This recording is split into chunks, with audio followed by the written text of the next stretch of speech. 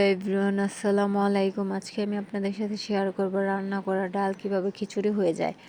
এখানে ভাত রান্নার জন্য চাল ধুয়ে রেখেছিলাম। এখন মুগ ডাল ভেজে ধুয়ে পরিষ্কার করে নিয়েছি। এখন মুগ ডালগুলো ভাতের চাউলের মধ্যে দিয়ে দিব। সাথে কিছু মশারির ডালও এর মধ্যে দিয়ে দিয়েছি। রান্না করা ডালটা এখানে দিয়ে দিয়েছিলাম। কিছুটা পেঁয়াজ কুচি দিয়ে দিলাম। এখন আসুন মূল কথা বলি। রান্নার জন্য ডাল বসাইছিলাম চুলার মধ্যে। এখন বৃষ্টি দেখে আমার বর বলতেছে, বৃষ্টি মানেই তো খিচুড়ি, আর খিচুড়ি মানেই তো বৃষ্টি, তো বরের আবদার কি না রেখে পারা যায়। এই তো খিচুড়ি রান্না প্রায় শেষ।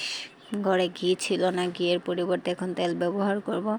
তেলে পেঁয়াজ বেরেস্তা করে নিলাম। খিচুড়ির মধ্যে নাকি পেঁয়াজ বেরেস্তা করে ভেজে দিলে খিচুড়ির স্বাদ আরও ভেজে যায়। আমার মার কাছ থেকে শিখেছি এই জিনিসটা, আপনারা ফলো করতে পারেন।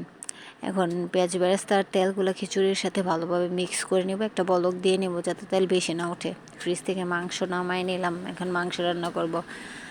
গরম মশলা দিয়ে দিলাম, পেঁয়াজ কুচি দিলাম।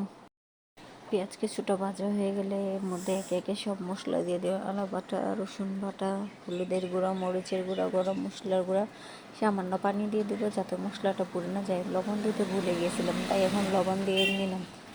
এখন মশলাটার সাথে ভালোভাবে মাংসগুলো মিশিয়ে নেব।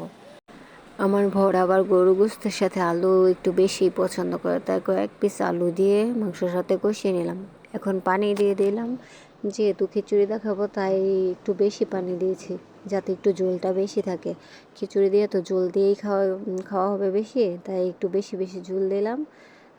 এখন মাংসটা রান্না শেষ হয়ে গেছে। আমার তরকারির লুকটা দেখুন কীরকম হয়েছে, আপনারা বলবেন তরকারিটা কীরকম হয়েছে।